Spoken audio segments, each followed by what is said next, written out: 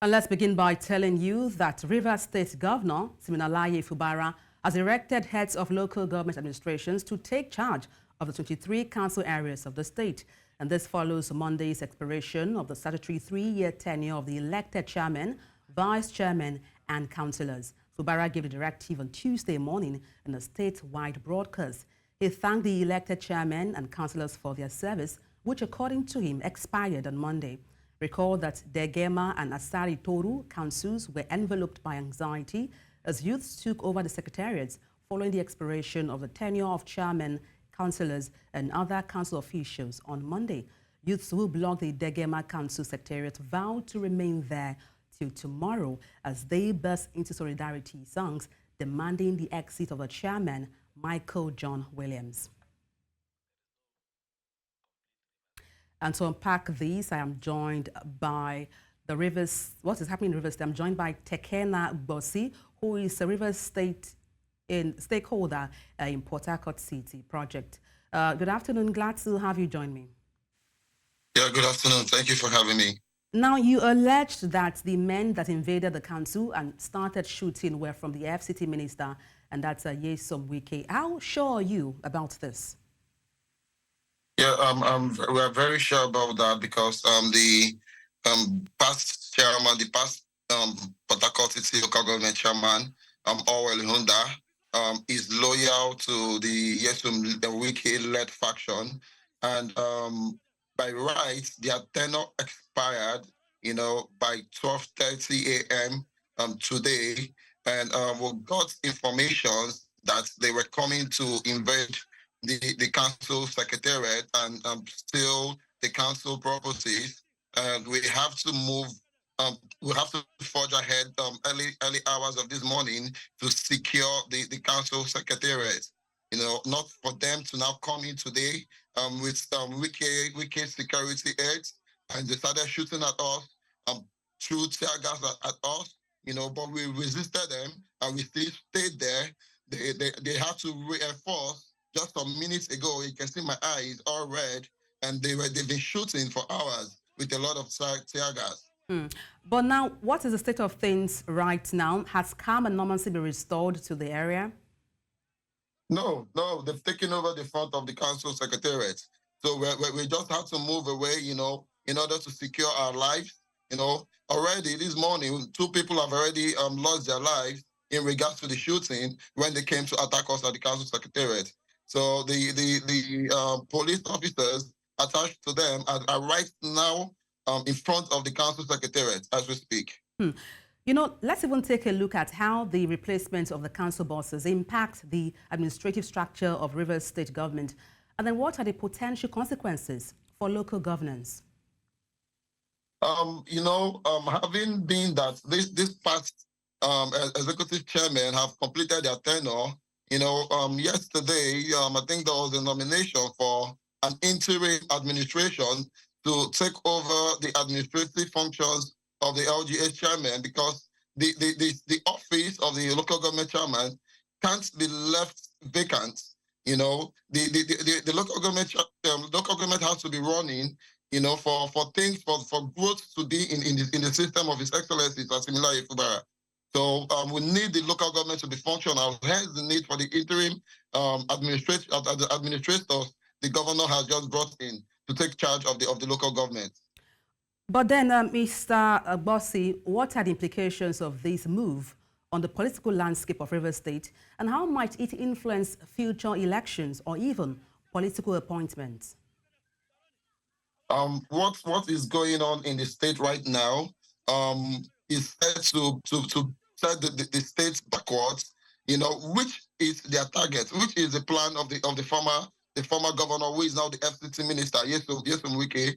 They want to do everything humanly possible to frustrate the administration of His Excellency Siminalayi Fubara, so investors do not come into the state. But as corny as it may sound, His Excellency Siminalayi Fubara has been moving ahead, doing his executive duties, bringing in investors in the state, and what they are doing won't affect anything in the administration of His Excellency.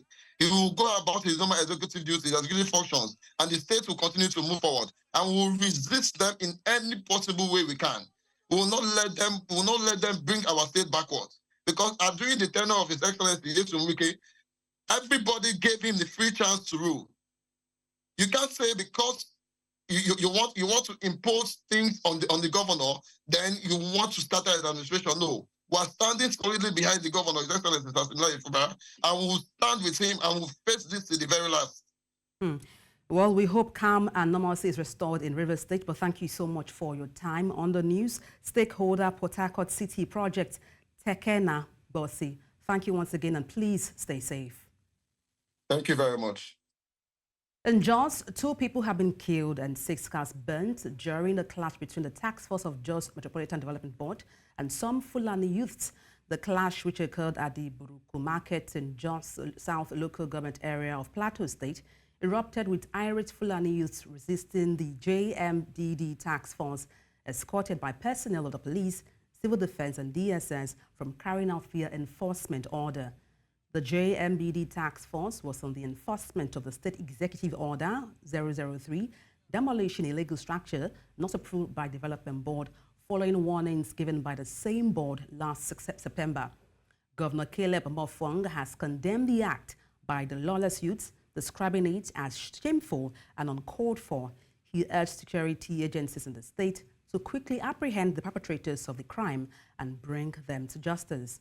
Our correspondent Chizoba Anyanwe calls Operation Safe Haven, saying that normalcy has been restored to the affected areas as the men in boots have since been deployed there to ensure no further breakdown of law and order. And let's also tell you that the Nigerian army has recovered a substantial catch of armaments from the terrorist elements in Maiduguri in its quest to end insurgency in the Lake Chad region. Nigeria's Chief of Army Staff, Major General Taurid Lagbaja, disclosed this during his Idil Adha visit to troops in Borno State. Our correspondent, Umaru Kirawa, reports that General Lagbaja called for heightened efforts from troops to combat insecurity across the country. Nigeria's Chief of Army Staff, Major General Taurid Lagbaja's plane landed at about noontime in Maiduguri, the Borno State capital. After his arrival, the Chief of Army Staff cheered up soldiers who were wounded in action by hosting them to a luncheon.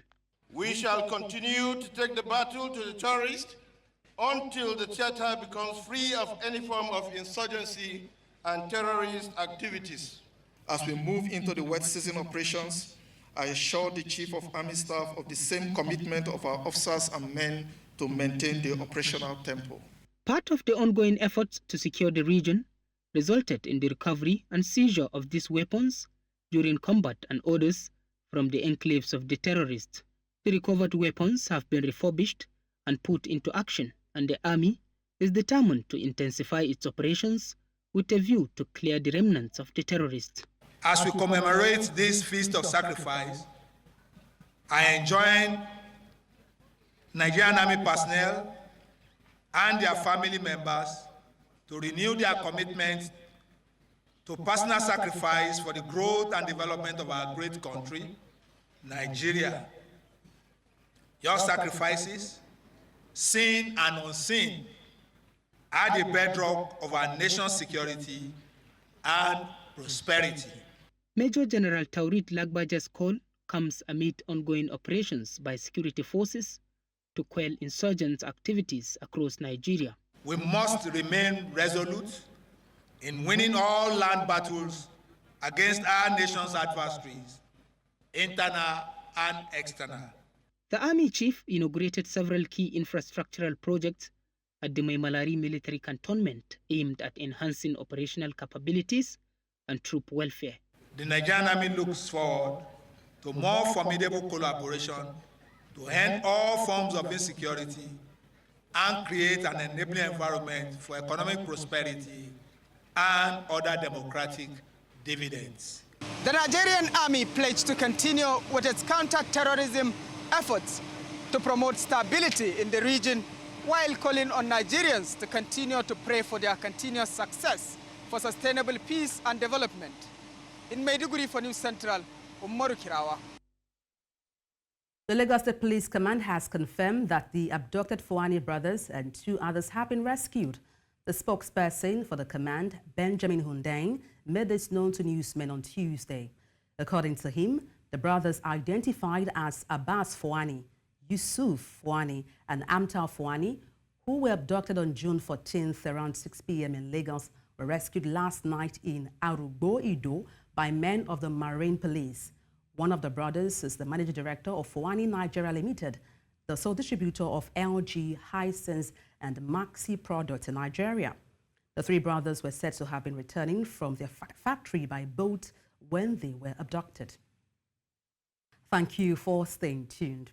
Away from security matters, Nigeria's President Bola Tinubu has emphasized the need for a change in value system to overcome the country's economic and security challenges. Tinubu made the statement while receiving a delegation from the National Assembly led by the President of the Senate, Senator Godswill Akpabio, who visited him on Monday evening in celebration of the Eid al-Kabir festival. Also on the visiting entourage were the Deputy Senate President, Senator Jibrin Barau, Deputy Speaker of the House of Representatives, Benjamin Kalu, among others. According to a statement by Special Advisor on Media and Publicity, Ajuri Ngalale, the President condemned acts of sabotage, such as vandalizing rail tracks and stealing electric cables, and urged citizens to adopt a more productive and patriotic mindset. And to unpack this, I'm joined by a public affairs analyst, Theophilos Akatuba. Good afternoon. Glad to have you join me. Good afternoon. It's a pleasure to join you this afternoon on the news. All right. What do you make of the president's call for a change in value system, to overcome the country's economic and also security challenges? What my take is that the president is championing a very important crusade. There is no doubt that without behavioral change, Nigeria cannot attain its desired goal of nation building and economic emancipation. Economy is about the behavior of people. Economy is about the mindset of a people. There's nothing that is called economy that is not about the way we behave. Our attitude, our likes and dislikes form the bedrock of our economy. If our mindset is to appreciate foreign lands and countries that are not ours, or to elevate other countries above us, it means that any product that is made from countries that we regard as better than ours will be seen as superior products. And so the way our consumption pattern, our attitude to preserving our assets, any asset that has been built for the country, and somebody goes to vandalize, it will no longer be available for the use of the people. What is development? Development is the assets and the properties of a nation that have been made available for the enjoyment of the people. So when we travel abroad, the things we see, I've been to Dubai more than once, more than 4 times. I have not seen anywhere where I saw a development that has been vandalized. And so a change of attitude is so necessary, and that the National Orientation Agency cannot do the job alone. So the president is standing it from the highest throne of the land. That's we need the change of attitude, without which Nigeria will not attain its economic goals. It's impossible. Now, let's talk about the citizens, of Nigeria, particularly now the young people. How can they be encouraged to embrace the changes in value system that the president is talking about, advocating, when it seems that the leaders are not even practicing these same values? Thank you very much. I used to tell people that today's leader used to be the youths of yesterday. So if you say the leaders are not behaving the way they should, and therefore the current youths do not have an example, I'll tell you that the youth of today will need to see a good example from the leaders, truly. But the leaders already they show some good examples, but they are not amplified. The media need to do a lot of work. There's too much light on leadership in Nigeria and less light on citizenship. The citizens' responsibility is not amplified enough. That's why if you accost a Nigerian who's driving against the traffic, others will go against you who is trying to correct the wrong of the other. The children that we have, we need to show them by the way we act. If you are a father and you break traffic rules, and your son and your children tell you, Daddy, you are doing the wrong thing, and you shut them down, that's not the best way to show example. If you are someone who is in the business of smuggling, a product is contraband, but that's what you trade in. If that child reads that frozen chicken is banned, but you are in the business of frozen chicken, the child will ask you, Daddy, how are you selling this? What is banned? How do you bring your child to patriotic understanding when even your very business, your very act is unpatriotic? If I may just follow up on what you mentioned. If I may come in there, just to follow up on what you hinted on, you talked about, leaders being examples, to those following. Now, aside leading by example, I mean, how can we amplify the responsibilities of citizens of Nigeria? Very, very good. Thank you very much. I think that our media, we need to do a lot of developmental journalism. There is too few messages on the media that tend to speak about behavioral attitude.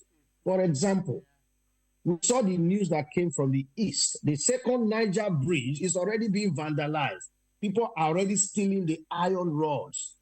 Now, we saw only a lamentation, but we have not seen images to let people know the implication of doing this. People are vandalizing rail lines that have been built at high cost, even at a debt that we future generations will pay. So I think what we need to do is to spend ample time in campaigning for behavior and ensuring it, meaning that on our streets, we should encourage confronting one another when someone is doing a wrong thing. And those who are around should not support the wrongdoer. They should fight behind the one that is making the correction. This is how you can cascade it down and be enforcing it and ensure. And our schools, a lot of private schools are preaching the message of foreign lands are better. If you go to PTA, you see that the curriculum of most of our private schools prepare our children to go abroad. Cambridge mathematics, Cambridge this. We need to begin to localize. The more we localize, the more we save the naira. Now, having said that, how can this change, for instance, impact economic growth and also development in Nigeria? And what role can education play in this? Beautiful. Education is the key. The current education that we have is fashioned to make our people, to build our people to be a labor force to Western ideas and also to be consumers of Western products that appear to be superior. We need to rejig our educational system, first of all, to be very patriotic focused. If you dress your child, the stockings that the children are wearing, most of it are imported. The costume, the uniform of our children is Western in nature. Our uniform are not local. If we can even localize the uniforms, that would be a very big economic activity in this country. If you do not vandalize public property, you save money. If you eat local food, if you want to do a party and you ensure that everything that is used in the party is locally made, that is an economic advantage to Nigeria. If you buy foreign champagnes and foreign wines, and that's what you use to show up your status, if you send your children to schools that are foreign and you're asking to pay dollars and you're paying dollars, you're not helping the economy. So our general attitudinal change will be the first economic breakthrough for Nigeria. Until we achieve that, Nigeria will be a slave to Western orientation, Western ideas, and our people will continue to japa to those lands that appear to be better. Japa means run to the better. They are running to the better land. Whereas we can make our place as good if we can eat and do more locally. And that's a fine place to wrap up. Indeed, education And the leadership by example is very crucial in nation building. Thank you so much for your insight on the news. Theophilos Akatuba, Public Affairs Analyst, thank you once again.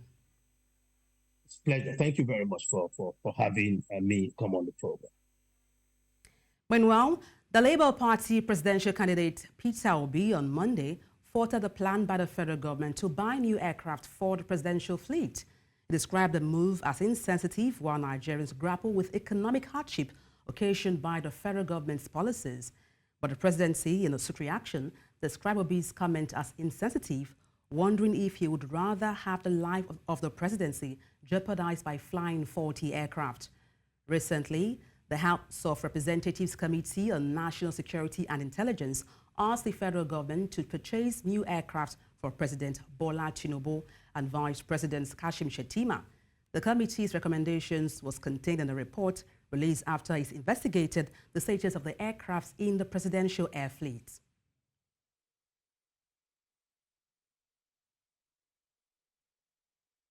Let's also tell you that the Nigerian Customs Service, NCS, has launched a new initiative to scrutinize the importation of private jets, focusing on those that may have been improperly imported. As part of these efforts, around 80 private jets operators are required to present their aircraft's import document at the NCS headquarters in Abuja. This special verification exercise will start on Wednesday and last for 30 days. The public notice from Customs specifies that the verification aims to identify undocumented private aircraft, ensure proper import, and maximize revenue collection. Required documents include the aircraft certification of registration, Nigerian Civil Aviation Authority compliance certificate, and the permits for non-commercial flight. This crackdown follows the suspension of similar actions over a year ago, marking the government's renewed efforts to regulate the importation of private jets. The Nigerian Upstream Petroleum Regulatory Commission on Tuesday announced that it has extended the 2024 licensing bid around registration by 10 days. Commission Chief Executive Officer, Engineer Gbenga Komolafe, who broke the news in a statement at Abuja, said the extension is to allow interested investors to take advantage of the expanded opportunities.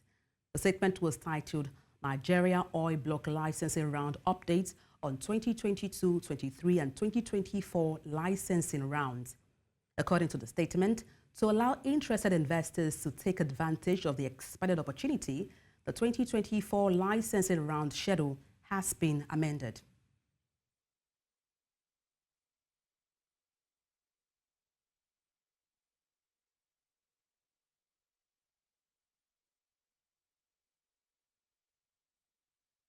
And now to politics. All Progressives Congress has inaugurated its campaign council for the upcoming September governorship election in Edo State, southern Nigeria. The chairman of the state campaign council, Adams Oshomole, urged party faithful to brace up for the challenges of a rigorous election during the inauguration ceremony, saying that every member of the party must work hard to win their polling units and wards. Our correspondent, Joshua Imarai, tells us more. Inauguration of the All Progressive Congress Campaign Council in Edo, South Nigeria. During the inauguration, the chairman of the campaign council urged party members to put in extra effort to emerge victorious in their respective units and wards. Whatever position you occupy, you are a director general, you are a chairman, you are assistant, whatever, you are a member of council, go and win your unit. Go and win your ward. Go and deliver your local government. When you do that, you are the greatest of the greatest of the greatest of the greatest. So I need all our people to understand that all of us are canvassers. Because we want to win this election democratically. No mago-mago, no wuru-wuru, no violence. We campaign for peaceful change of government. That is what democracy is about. The Director General of the Campaign Council also urged party members to resolve their differences and work for the party's victory. Whether your name is there or not, you are a member of the Campaign Council. So please, we must all work together to win this election. The state chairman of the APC expressed hope that the campaign council led by Senator Urohide will work hard to deliver victory to the APC. That is going to be guided by a governor that has succeeded in 8 years and writing and putting Edo State in the Guinness Book of Records. So we believe that the government that is going to come up will be a government of the people, by the people, and for the people. As the All Progressive Congress inaugurates its campaign council, the stage is set for a keenly contested governorship election. In Abuja, I am Joshua Imarai, reporting for News Central.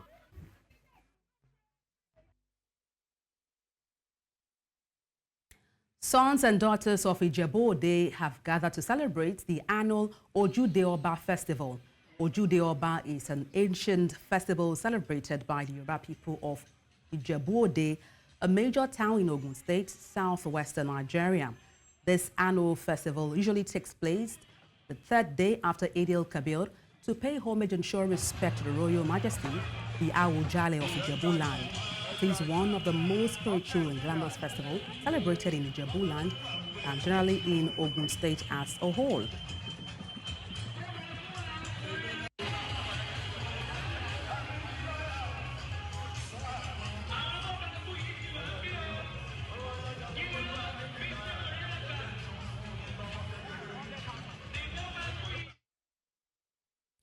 The National Agency for Food and Drug Administration and Control has urged Nigerians to refrain from storing cooked food in the refrigerator for more than 3 days.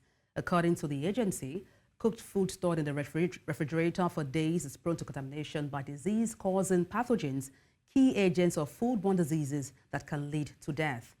NAFDA Director General Professor Mojisola Adeyeye tasked all stakeholders in the food supply chain to take deliberate actions to institute a food safety culture in the operation to mitigate the food hazards and risks that could compromise food safety.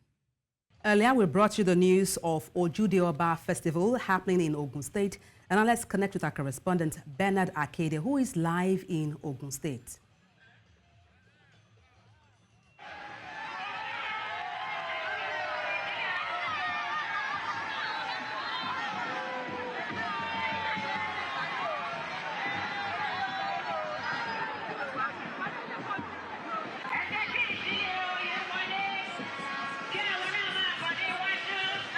Can you hear me? Just try and hold your camera steady.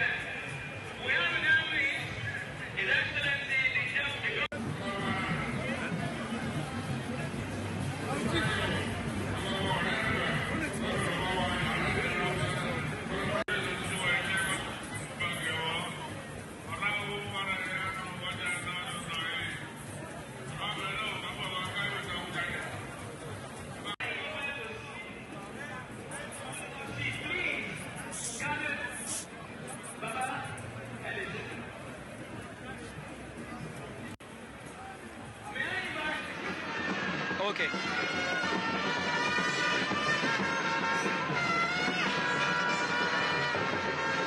All right, this is still the Oju Oba Festival 2024, and the festival is certainly not complete without the horse display by the various families. Just before now, the governor gave his address, and then there was the Minister of Tourism who was ably represented. She gave her address.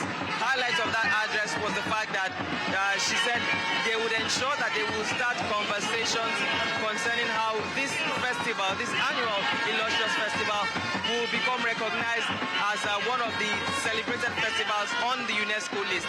The governor then came on and said the same thing, and also reiterated the fact that this festival is not just a festival for the sons and daughters of Ijebu-Ode land, but one that should recognize.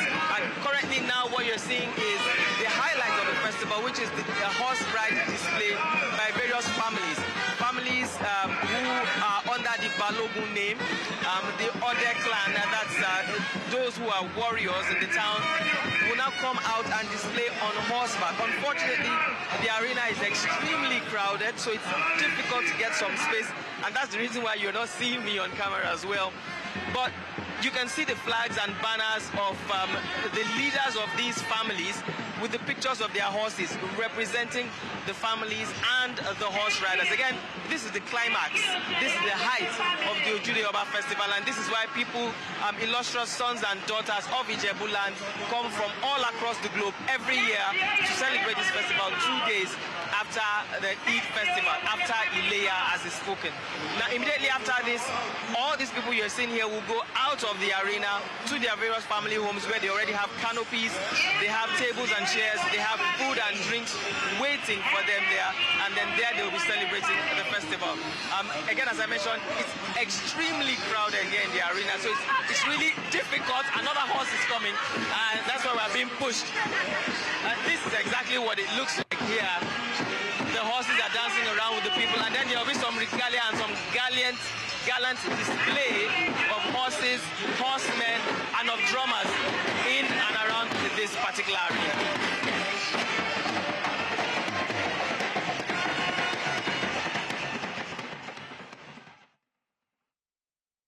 Bernard, thank you so much for your correspondence all the way from Ogun State for the Oju Oba Festival. The news continues in East Africa, where tear gas fired at scores of Kenyans gathered outside Parliament on Tuesday to protest controversial new tax hikes in the capital, Nairobi. The East African nation has struggled with the biting cost of living crisis, which critics say will only worsen under the proposed levies. The cash-strapped government has defended the move, projected to raise some 346.7 billion shillings, equivalent to 1.9% of GDP, as a necessary measure to cut reliance on external borrowing. Among the bill's most contentious provisions is a motor vehicle tax set at 2.5% of the value of the car and the introduction of VAT on bread. Protests erupted for a second day in Algeria's northern Thailand region over severe drinking water shortages. This comes despite President Abdelmadjid Tebboun's promise to resolve the issue by Eid al-Adha, which began on Sunday. Demonstrations and road blockages were reported in Tiaret and nearby towns, with social media showing road blocked by rocks and barricades. Citizens criticized the unfulfilled promises on the Algerian water company's social media page. In Ruhaya, 40 kilometers from Tiaret, residents blocked the local district chief until he addressed their concerns. The region, affected by dry tributaries and the Bakeda Dam, saw similar protests in early June. President Tebboune has previously instructed the Interior and Water Ministers to create an urgent plan to address the water crisis before Eid al-Adha. In Southern Africa, South Africa is all set for the presidential inauguration, which will take place on Wednesday at the Union Buildings in Pretoria. This is after Cyril Ramaphosa was re-elected as the president of South Africa at the first sitting of the National Assembly of the 7th Democratic Administration, which was held in Cape Town. Section 87 of the Constitution of the Republic of South Africa prescribes that the President of the Republic must be sworn in within 5 days after his or her election by the National Assembly. Regional and international visitors are expected to grace the occasion. The Mozambican government and the International Monetary Fund, IMF, have agreed on economic policies, and these has resulted in the IMF disbursing 55.9 million euros as part of the fourth evaluation of Mozambique's extended credit facility program. A statement from Mozambique's Ministry of Economy and Finances detailed the technical agreements reached, which will grant Mozambique immediate access to the funds upon IMF board approval. This followed the third appraisal in January, which released a $60.7 million tranche, bringing the total disbursement under the ECF to around $273 million. A board meeting in July will finalize the fourth assessment. The IMF projects Mozambique's economic growth at 4.3% in 2024, with GDP growth outside the mining sector expected to rise from 2.2% in 2023 to 3.5% in 2024, despite restrictive financial conditions.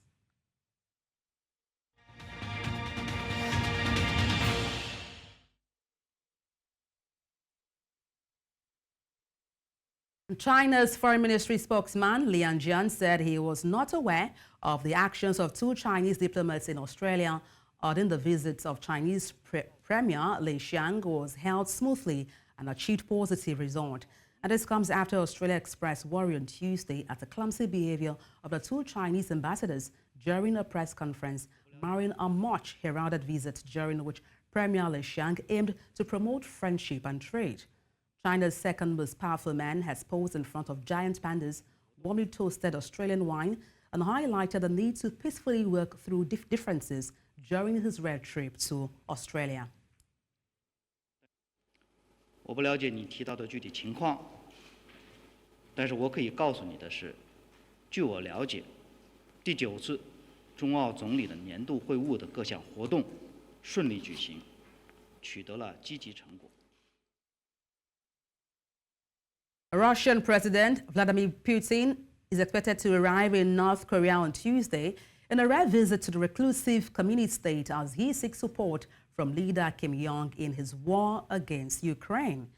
Putin's two-day visit, his first to North Korea in 24 years, comes as North Korean soldiers briefly cross the heavily fortified border between North and South Korea for the second time this month, drawing warning shots from South Korean soldiers.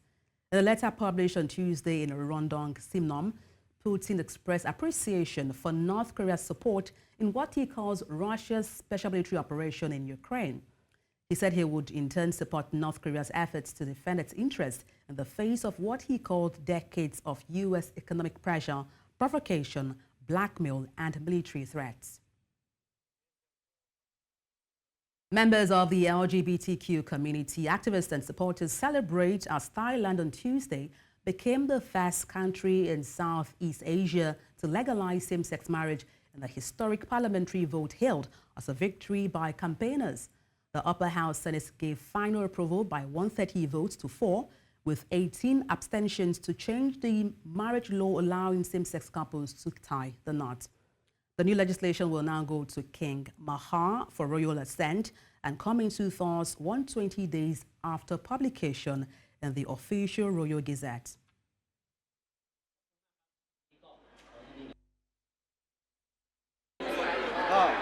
ก็คืออย่างเขาจะมีลูกใช่ไหมครับที่เรารับมาดูแลคือผมก็คือเป็นคนที่ส่งเขาเรียนแล้วก็มีเวลามีปัญหาป่วยอะไรเงี้ยผมก็เป็นคนซัพพอร์ตให้จ่ายทีนี้เราก็อยากจะให้ลูกเราเป็นลูกของเราจริงๆโดยที่ใช้คำว่าบุปการีอย่างแท้จริงก็ต้องขอบคุณทุกคนอีกครั้งค่ะที่มีส่วนเกี่ยวข้องในการที่ทำให้กฎหมายสมรสเท่าเทียมเนี่ยได้รับการโหวตผ่านในชั้นสวในวันนี้ค่ะขอบคุณสมรสเท่าเทียมอาจจะเป็นประตูบานแรกนะคะสำหรับกฎหมายอีกหลายตัวที่จะถูกออกแบบมาเพื่อใช้คุ้มครองแล้วก็ปกป้องสิทธิของคนที่มีความหลากหลายทางเพศก็คิดว่าสมรสเท่าเทียมเนี่ยเป็นสัญลักษณ์ของการต่อสู้ที่นำมาซึ่งชัยชนะซึ่งจะเป็น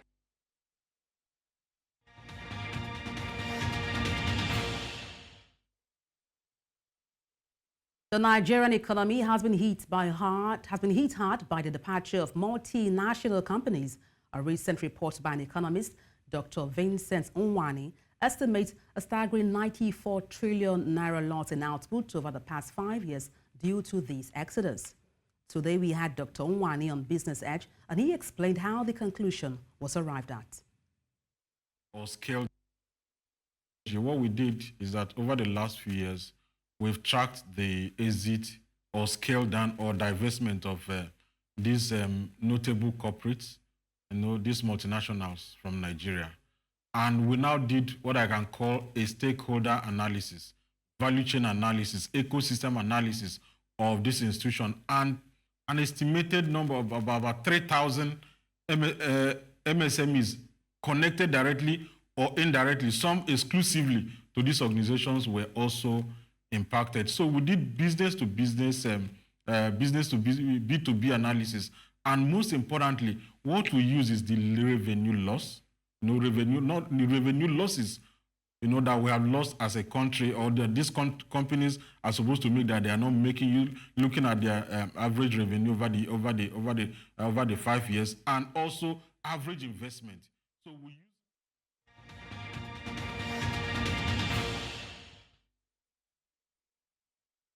Aruna Quadri has withdrawn from the 2024 World Table Tennis Contender Legals as a precautionary measure to avoid potential injury, prioritizing his preparation for the upcoming Olympics, the pinnacle event on his calendar.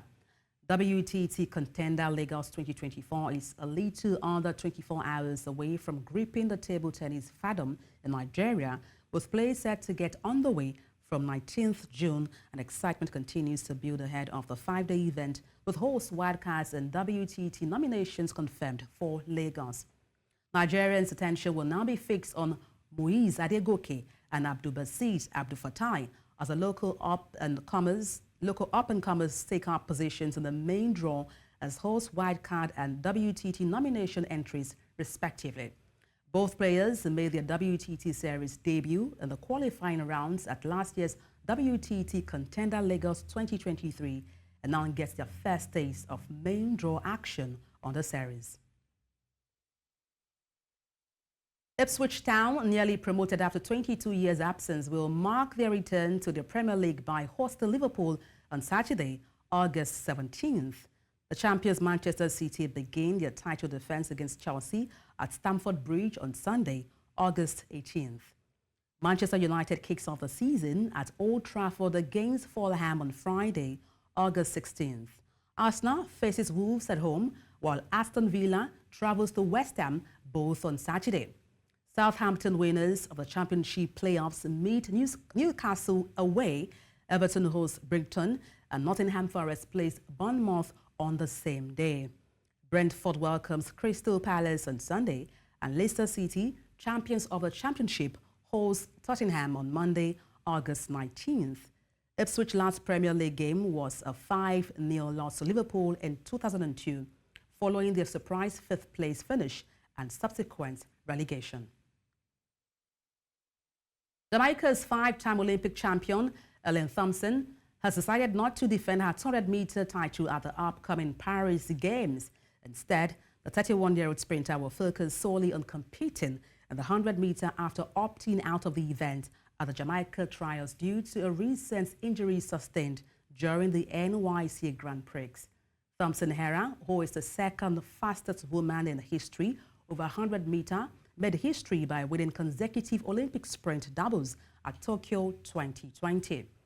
Following the coaching change in November, she now trains under Reynold Walcott, who also coaches her teammate Shirley Ann Fraser-Price. The athletics event in Paris is scheduled from August 1st to 11th. And that's all on the news. But before we go, let's take a look again at some of the major stories. Governor Fubara has placed 23 local council bosses in Rivers State as their tenure expires. Demonstrations against tax hikes in Kenya have turned violent. We also told you that all is set for Ramaphosa's swearing in at union buildings in Pretoria. Send your eyewitness report to the WhatsApp number on the screen and follow us on social media. We are at News Central TV. You can watch us live on DSTV channel 422, Star Times channel 274, Avo TV, and YouTube. Many thanks for watching. I am Adebola Adeduba.